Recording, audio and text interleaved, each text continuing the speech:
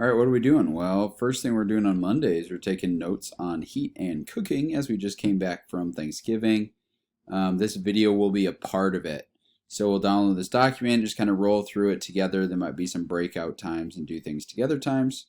There's nothing to turn in that day. Wednesday, you have a choice activity. You can either read what is the best material for cookware or watch this specific heat and cooking video.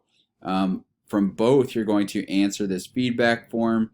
The main idea is you're going to be citing information from each. So annotate your reading or take notes from the video so that you can reference it from the feedback form. Should give you a sense here. First question, did you watch it? Yep. You just got to say which one. You just put article or video.